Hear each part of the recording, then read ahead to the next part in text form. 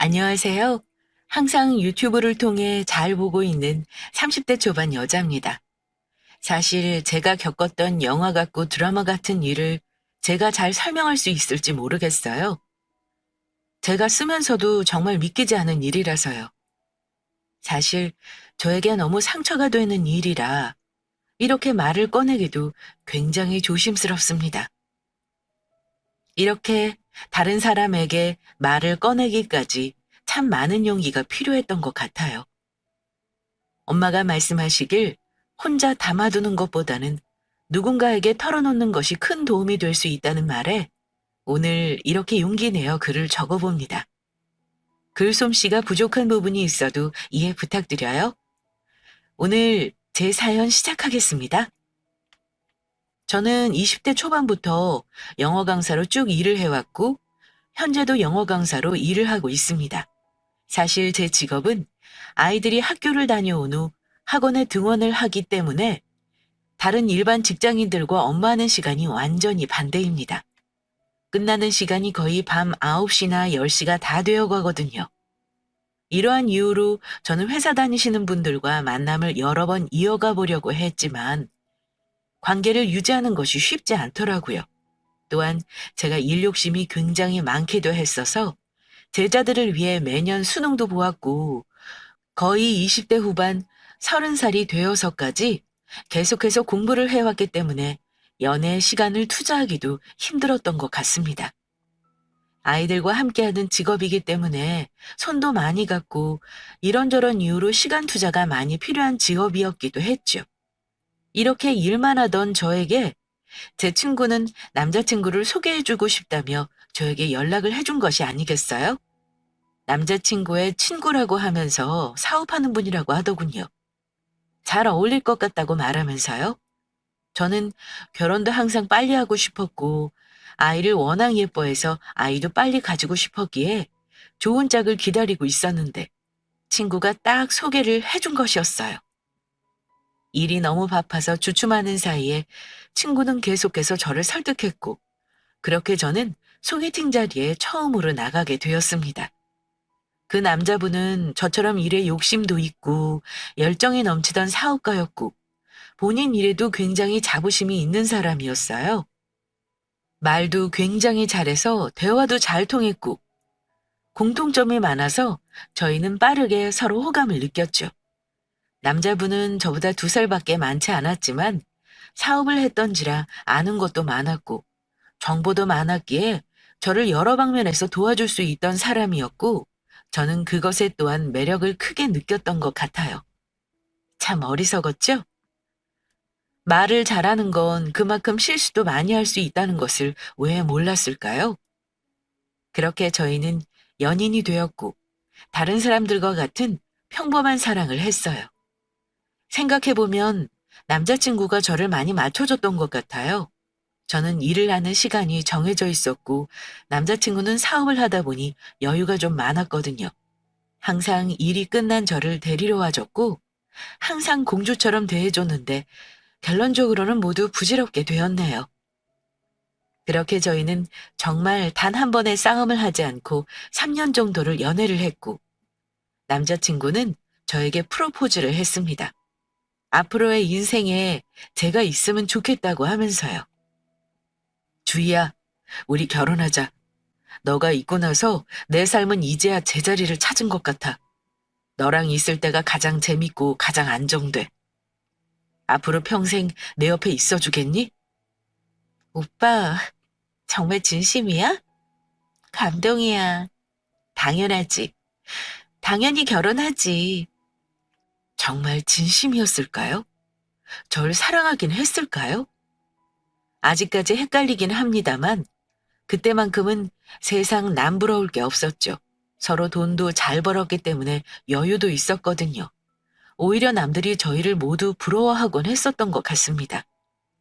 저희 친정 부모님도 외모까지 훤칠한 남자친구를 참 마음에 드셔 하셨고 그만큼 남자친구도 싹싹하게 잘 맞춰드렸어요. 생신이면 항상 가서 용돈도 두둑히 드렸고 딸이지만 애교가 없는 저와 달리 세심하게 엄마 아빠의 마음까지도 잘 챙겨주었던 것 같습니다. 또한 시댁도 마찬가지였어요. 어머님, 아버님께서도 100점 중에 100점 만점이셨고, 저를 항상 딸처럼 아껴주셨답니다.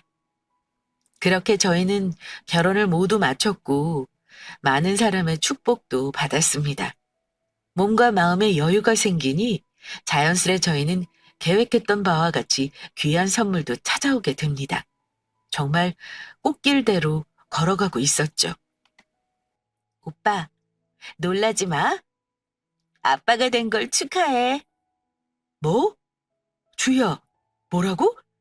누가 아빠가 된다고? 오빠가. 나 임신했어. 우리 애기 생겼어. 정말? 정말이지? 우리한테 아이가 생겼다니. 내가 더 잘해줄게. 100만 배 더 잘해줄게. 제 남편은 너무 기뻐했고 저도 너무 기뻤어요. 얼마나 남편을 사랑했던지 남편을 닮은 아이를 꼭 한 명 낳고 싶었거든요. 여기까지 들으면 정말 완벽한 결혼 생활이었는데 어떤 게 드라마였고 어떤 게 영화 같은 일이었냐고요? 이제부터 자세히 설명해 드릴게요. 사실 저는 태어날 때부터 잔병치레가 굉장히 잦았어요. 자세하게 말씀은 안 드렸지만 저는 혈액 쪽 병도 가지고 있었어요. 그래서 아이를 너무 예뻐하지만 쉽게 아이를 가질 수 없을 거라고 생각하곤 했죠. 남편도 모두 알고 있는 상태여서 서로 마음을 내려놓고 나니 아이가 찾아온 거였고요. 아이가 생기자마자 저는 약물 치료를 멈췄고 제 아이에게만 집중하기 시작했어요. 정말 이 아이를 지키고 싶었고 꼭 제 품에 안아보고 싶었거든요. 다만 제가 약물 치료를 중단하다 보니 수혈을 받아야 하는 일이 잦아졌고 그만큼 제가 감당해야 하는 것이 많아지기 시작했어요. 하지만 저는 우리 아기를 위해서 무엇이든 할 수 있었죠. 집에서 거리가 먼 대학병원 응급실에 가면서도 저는 우리 아기가 힘들지 않게 최선을 다했고 남편도 그 먼 거리를 운전해서 항상 저와 함께 해주었죠. 참 고마운 사람이었어요. 하지만 저는 입덧도 임신하자마자 시작을 한 상황이었기 때문에 따로 남편한테 밥을 차려줄 수도 없었고 집안일을 할 기력도 없었습니다. 남편한테 너무 미안했지만 제 몸을 제대로 지키기 힘든 상황이라 이해해 주길 바랬죠. 처음에는 남편도 이해한다며 마음 아파하는 모습을 보였지만 연애 초에는 서로 활동적이고 재미있는 데이트를 해왔던 터라 남편은 저와 할 수 없는 게 많아지면서 힘들어하는 모습을 보이더라고요. 그때부터 남편이 조금 겉돌기 시작했던 것 같습니다. 주희야, 잠깐 일어나서 밥 먹으러 가는 것도 힘들어? 거기 너 진짜 좋아했잖아. 우리 아가도 진짜 좋아할 텐데. 잠시 가서 먹고 오면 안 될까? 우리 주말이라고 해서 뭐 하는 것도 아무것도 없잖아. 오빠, 미안해. 내가 진짜 미안한데, 내가 그 냄새 상상만 해도 지금 토할 것 같아. 혹시 혼자 가서 먹고 오는 건 힘들까? 한 번만 이해해주라. 내 몸이 좀 안정되고 진정될 때까지만 좀 부탁할게. 솔직히 너만 임신하는 거 아니잖아. 대체 왜 너만 유별나게 구는 건지 내가 이해가 잘 안 가. 이해하지 못하는 내가 부족한가 보네. 그 뒤로 남편은 계속 서운함을 내비쳤고 저희는 뭔가 모르게 서먹서먹한 사이가 되어버린 것 같아서 속상한 마음이 컸어요. 제가 어떻게 당장 해줄 수 있는 부분이 아니라서 쉽게 말을 할 수도 없었고 쉽게 움직일 수도 없는 상황이 되어버렸달까요? 저는 아가를 위해서 제 일도 그만두고 몸 관리를 하고 있었지만 제 약한 몸이 버티지를 못했는지 하혈을 하기 시작했어요. 아차 싶으면서 불안함이 감돌았지만 그때는 이미 늦었을 때였죠. 병원에 달려가서 들은 말은 결국 아이를 잃었다라는 말이었어요. 결국 전 아이를 그렇게 하늘에 보냈고 하염없이 눈물만 계속 흘렸죠. 몸이 약한 엄마를 만나게 해서 미안하다고, 병이 있는 엄마를 만나게 해서 미안하다고 말이에요. 소식을 들은 친정과 시댁 어른분들 모두 저를 진심을 다해서 달래주셨고 저는 엉엉 울기도 하고 단념도 하면서 아기를 성숙하게 보내주려고 많은 노력을 했던 것 같아요. 남편은 너무 많이 속상했어서 그런지 저에게 수고했다 하고는 별다른 말은 하지 않더라고요. 약간 서운하기도 했지만 남편의 마음도 같겠다고 생각하며 넘기기로 했죠. 생각해보면 그때부터 남편이 조금씩 바빠지기 시작했던 것 같아요. 사업상 출장도 너무 많아졌다고 하고 거의 일주일에 한 번은 꼭 외박했달까요? 일이 바쁘다고 하면서 말이에요. 저는 그때까지도 치료를 하며 일을 조금 쉬고 있어서 남편은 외벌이를 하고 있었고 저는 미안한 마음에 이해하고 응원하려고 노력을 했죠. 사업상 출장을 갈 때는 돈을 통장으로 더 보내준다든지 출발할 때마다 저는 도시락도 싸줬어요. 항상 하트 모양으로 싸주곤 했죠. 남편과는 떠난 아이에 대한 이야기는 하지 않았고 조금은 서로의 상처로 인해서 서먹했지만 저는 최선을 다해 노력했다고 생각합니다. 그렇게 저희는 제 제안에 따라서 함께 대화의 시간도 많이 만들고 서로 노력을 한 결과 또 다른 아이가 선물처럼 찾아와 주었죠. 저는 너무나도 기뻤고 이번 아이는 꼭 지켜야겠다고 생각하며 병원과 이야기를 한 뒤에 제 몸을 지킴과 동시에 아이에게 문제가 생기지 않는 방법으로 치료를 병행했습니다. 시간도 많이 들고 조심스러운 게 많은 일이었지만 의사 선생님께서도 제 마음을 헤아려 주셔서 최대한 좋은 방법을 찾아주셨고 저는 그렇게 곧 아기를 품에 안을 날이 다가오고 있었어요. 주야, 진짜 미안한데 아무래도 출산 날을 내가 못 맞출 것 같아. 옆에 못 있어줄 것 같아서 이거 진짜 미안해서 어쩌지? 어? 아니 왜 갑자기? 나 혼자서 무서운데 웬만하면 날짜 좀 피해서 잡지. 진짜 그러려고 노력했고 바이어들이랑도 얼마나 조정을 많이 해봤는지 아무리 말을 하고 사정을 해도 그쪽도 일정 조정이 안 되나 보더라고. 이번에 정말 큰 건이라 우리한테도 도움이 많이 될 거야. 중동 쪽 사업가들이라 사업을 늘릴 수도 있을 것 같아. 우리 아가도 이해해주지 않을까? 정말 미안해. 장모님께는 내가 연락드릴게. 아무리 그래도 우선 알았어. 어쩔 수는 없는데 조금 마음이 안 좋다. 그럼 당연하지. 미안해. 내가 이 사업 대박 내보고 올게. 나 믿지?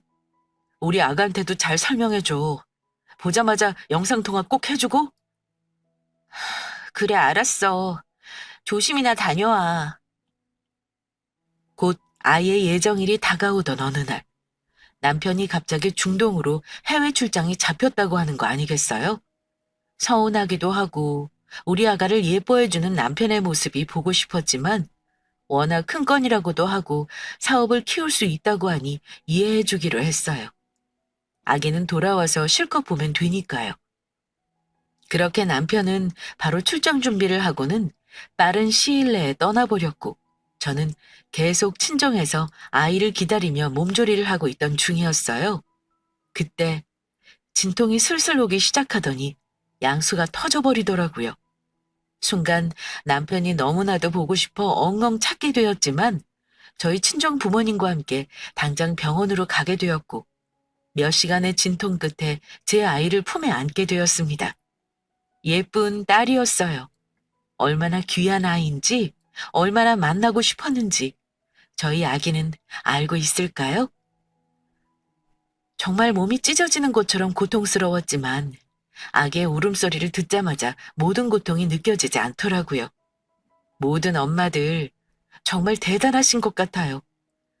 그렇게 저는 이 소식을 남편에게 바로 알렸습니다. 여보, 우리 아기 나왔어. 건강하게 잘 나왔어. 너무 예뻐.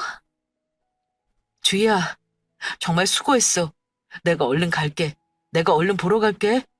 너무 보고 싶다. 남편은 수고했다며 저를 토닥여줬고 그런 저도 남편에게 고마움을 느꼈죠. 그 후 남편이 돌아오고 난 뒤에는 남편이 정말 엄청 잘해주었어요.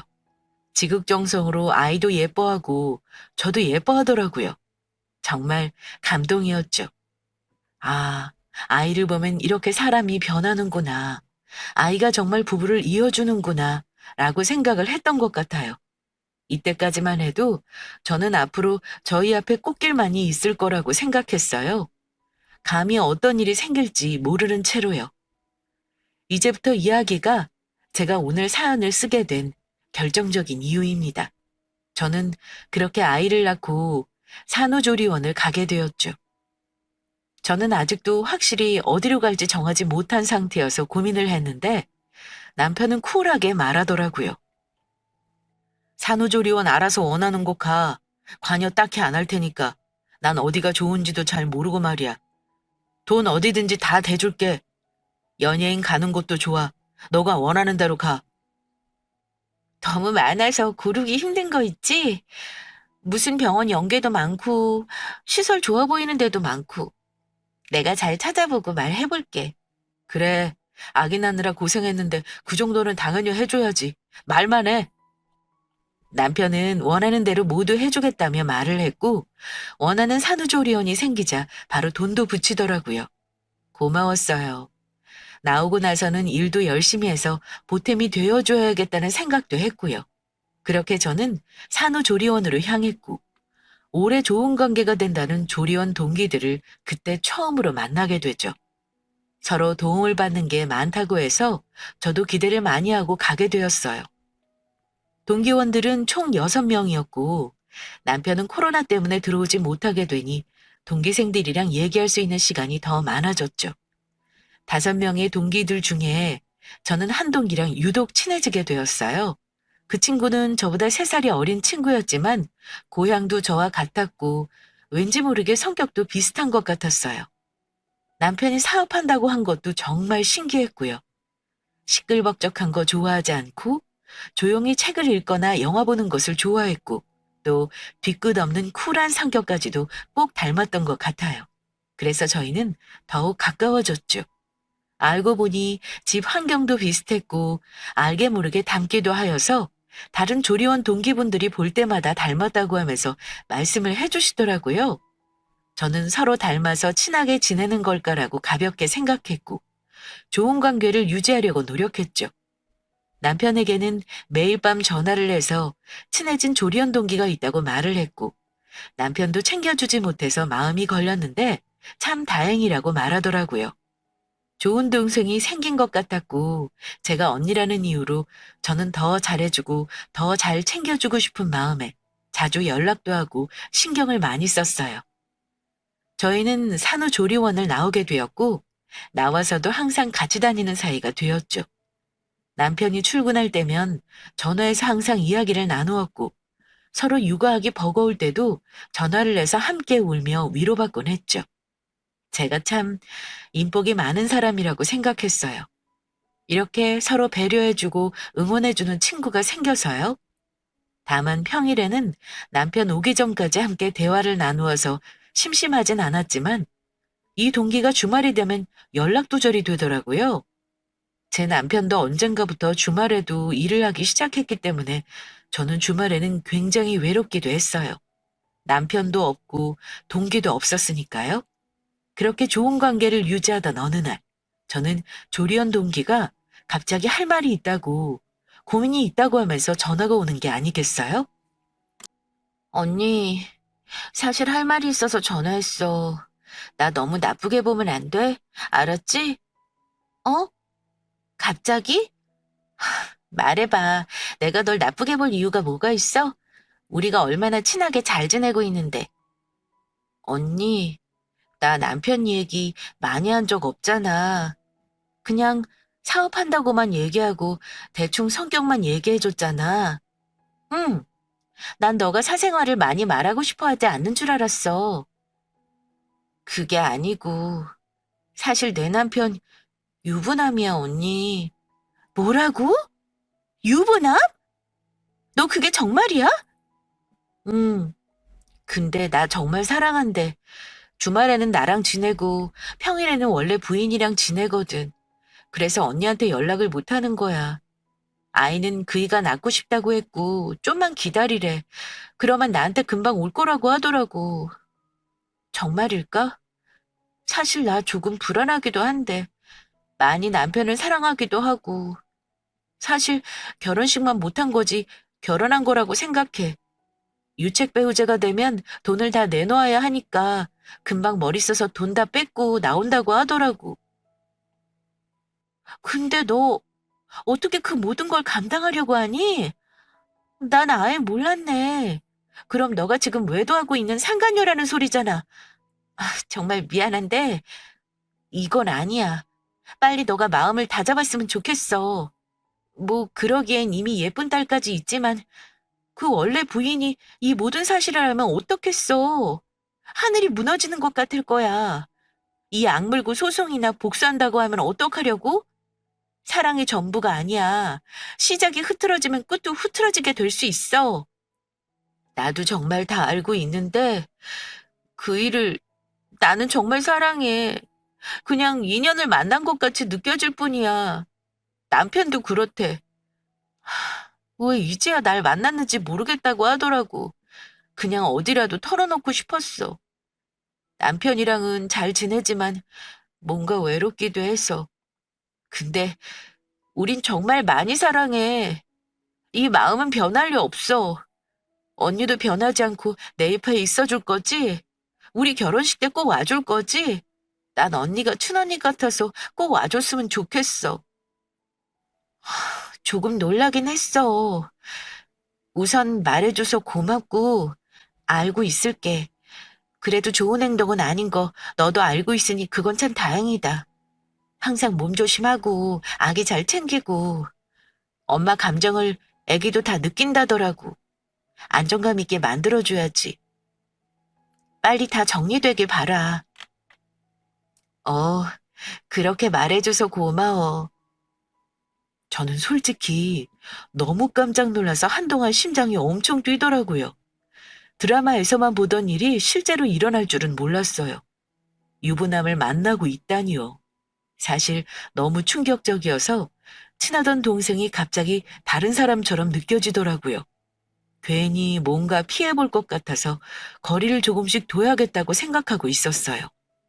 그 원래 부인이 이 모든 사실을 알게 되면 정말 마음이 아플 거라고 생각했거든요.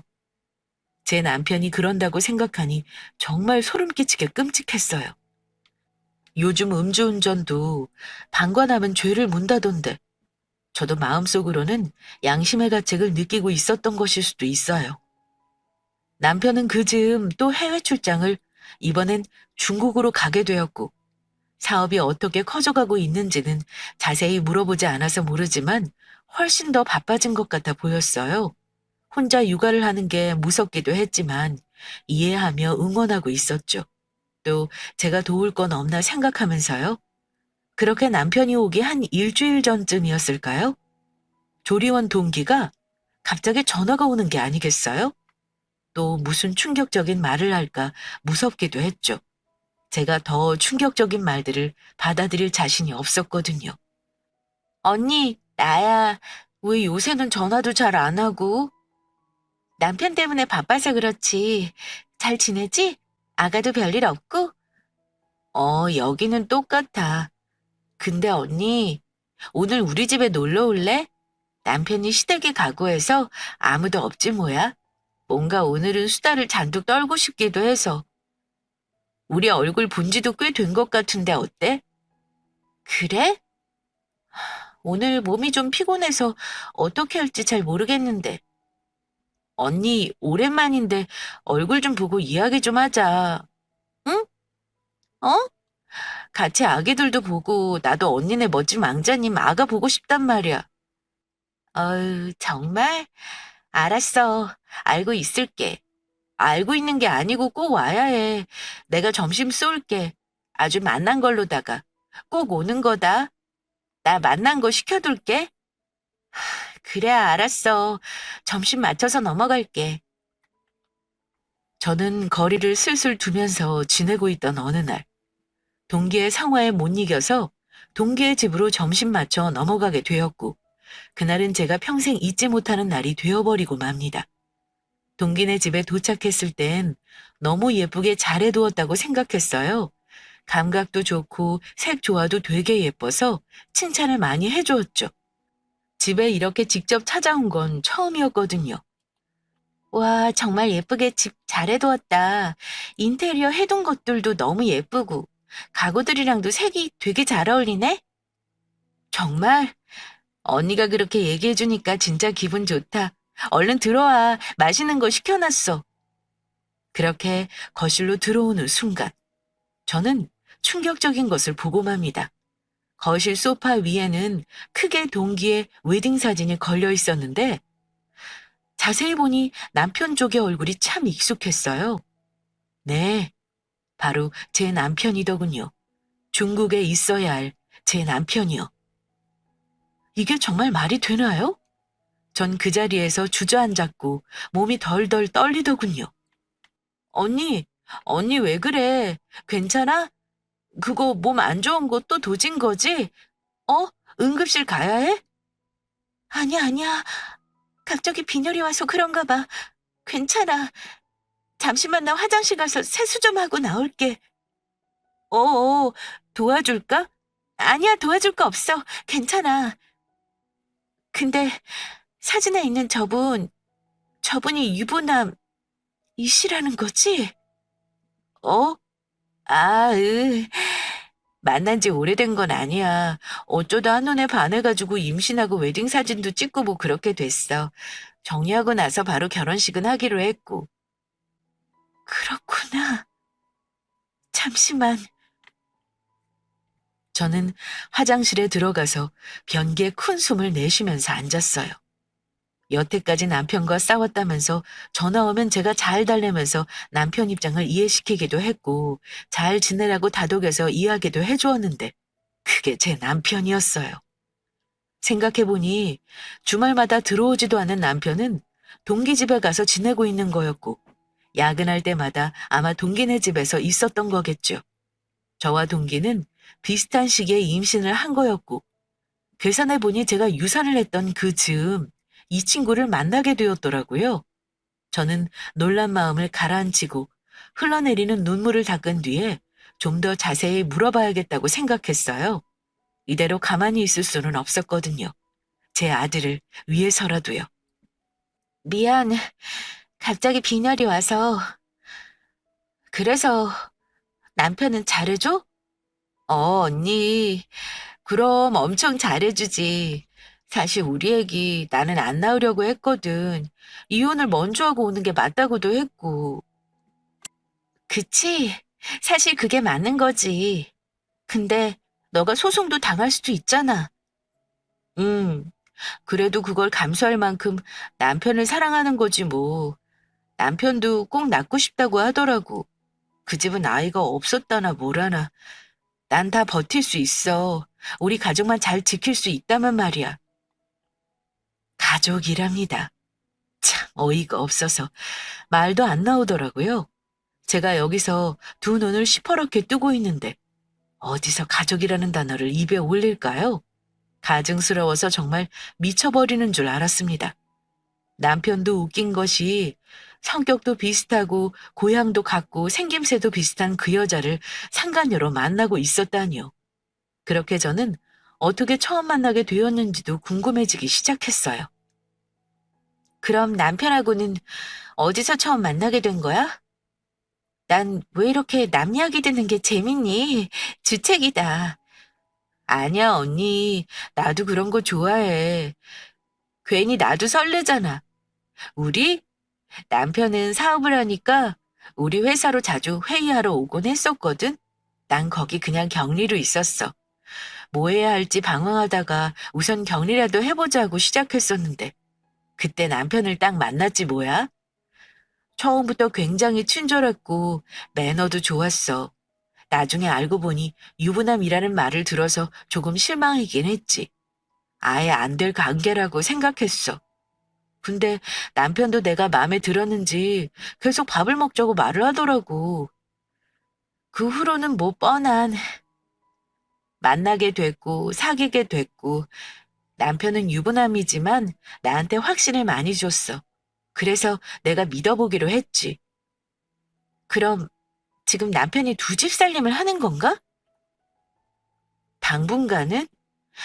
지금은 해외 출장이라고 말해놨다고 하면서 매일 우리 집에 있어.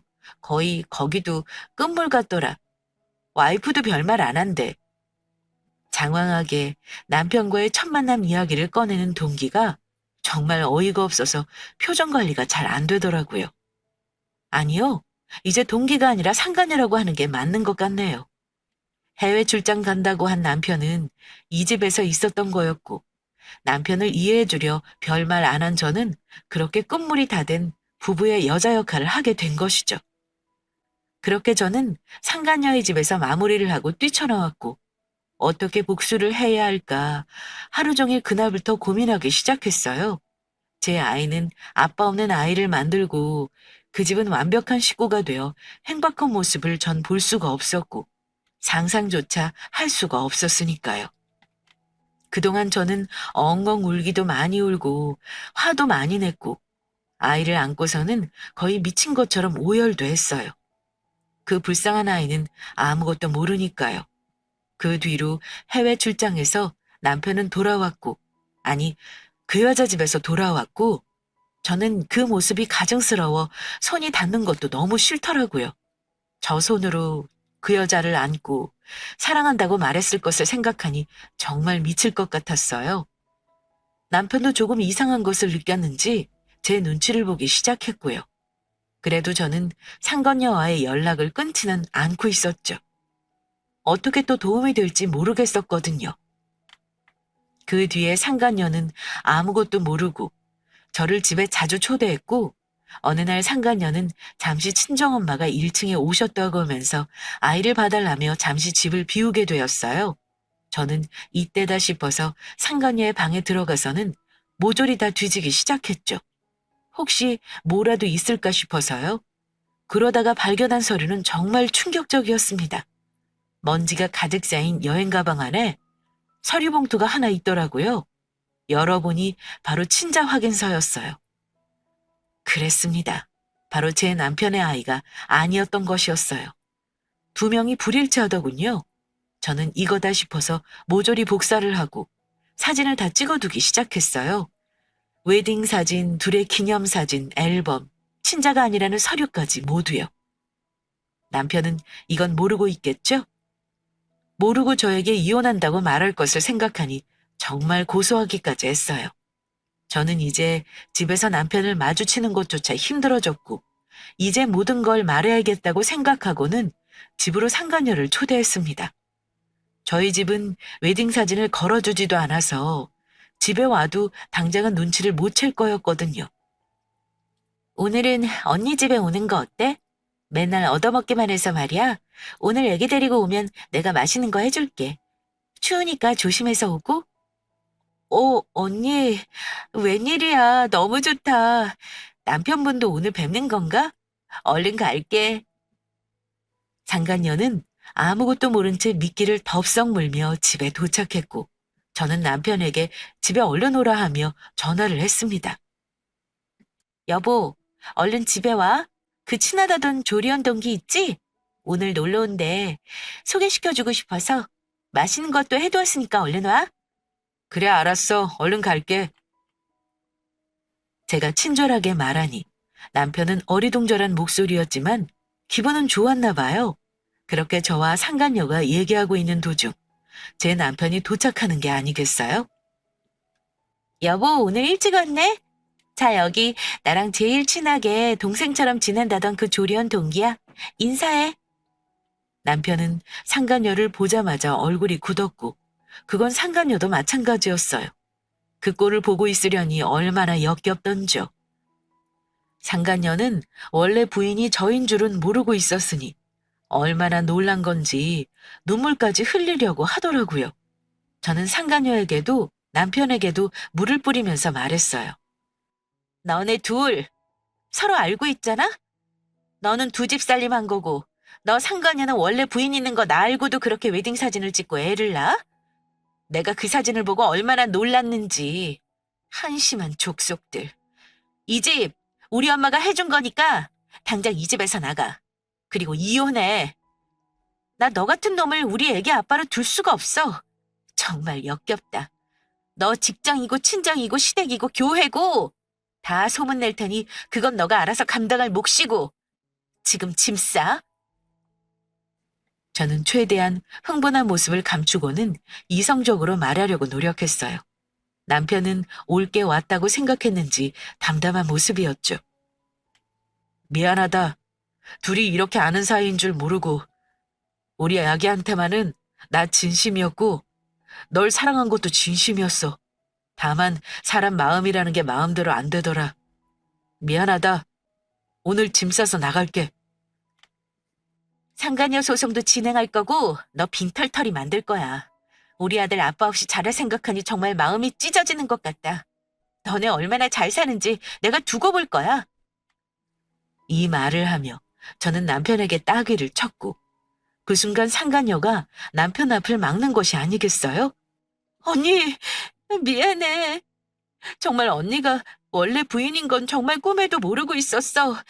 우리 오빠 다시 돌아가라고 말하고 싶지만 그러기엔 나 정말 오빠 많이 사랑해.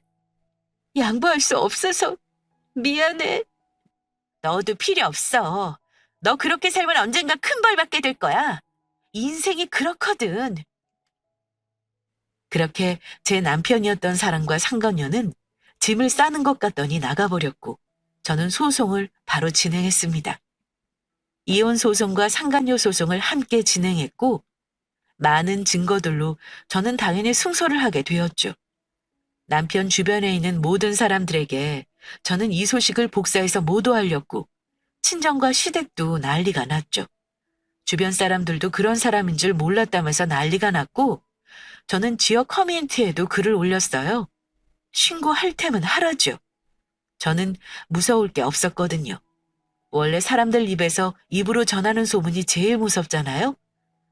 집도 제 것이었기에 남편은 몸만 나가게 됐고 상간녀와 함께 살고 있다는 소식도 듣게 되었어요. 하지만 어쩌죠? 이게 끝이 아니었는데요. 저는 서류 봉투에 친자 불일치라는 내용이 적힌 서류를 그대로 넣어서 전 남편에게 퀵으로 보냈어요. 이제 그 집도 개판이 되겠죠? 우리 아이만 아빠 없이 살게 할 순 없잖아요. 그 이후로 남편이 확인하고 뭔 일이 났는지 저에게 갑자기 전화가 오더라고요. 야, 나쁜 년! 너 우리 남편한테 뭐 보냈어? 미쳤어? 너가 제정신이야? 너 애만 아빠 없이 살게 하면 되지. 우리 아기는 그건 너 애 아빠한테 가서 물어봐야지. 그걸 왜 나한테 물어? 누가 그렇게 살을 해? 어떡하냐? 너도 빈털터리 되게 생겼네? 쫓겨나겠다. 일을 어쩌나? 너 말 다 했어? 왜 남의 가정을 파탄내냐고? 지금 어떻게 됐는지 알아? 너가 글을 다 올린 통에 시댁에서도 날 거들떠보지도 않고 동네에서도 쑥덕거려서 애기 문화센터에도 못 데려가. 이 정도까지 해야겠니? 파탄낸 게 누군데? 그건 너야. 가증스럽긴. 내가 그랬지? 벌 받는다고. 어른이 되었으면 자기가 한 일에 책임을 져야 하지 않겠어? 사랑한다며. 그럼 감당해야지. 본부인 행세라도 하려고 그랬니? 더 이상 할 말 없으니 끊을게. 그렇게 집은 난장판이 되었는지 상간녀는 노발대발하면서 전화가 왔지 뭐예요? 하지만 상관할 바는 아니죠. 그 이후 남편은 충격을 받았는지 조용하더니 한 3일 정도 뒤에 저에게 전화가 왔어요. 주희야, 잘 지내니? 퀵 보낸 거 너지? 응, 난데 왜? 너도 알아야 할 건 알아야 하잖아. 네 자식이 아닌 애를 키우려면 고생 좀 많이 하겠다. 그러게 너 자식이나 잘 챙기지 그랬어? 어디서 두 집 살림을 해? 주희야, 나 한 번만 용서해주면 안 되겠니? 내가 잠시 돌았었나 봐. 나 다시 받아주면 안 될까? 나 정말 후회해. 하루하루 매일. 소문이 다 나서 동네에서는 돌아다닐 수가 없고 내 사업 거래처들하고 사람들에게도 다 소문이 나서 지금 거래가 아예 안 돼. 내 사업도 망하기 직전이고 그 애랑도 나 아예 끝냈어. 내 자식이 아니라는 게 지금 이 상황이 믿기지가 않아. 내가 정말 잘못했어. 무릎이라도 꿇을까? 나 이혼하면서 너한테 돈도 다 줬고, 나 정말 아무것도 없어. 우리 아기 아빠 없이 자라게 하면 안 되잖아. 부탁할게, 제발. 나 지금 너무 좋고 행복해. 다신 연락 안 해줬으면 좋겠다. 행복하게 잘 살아.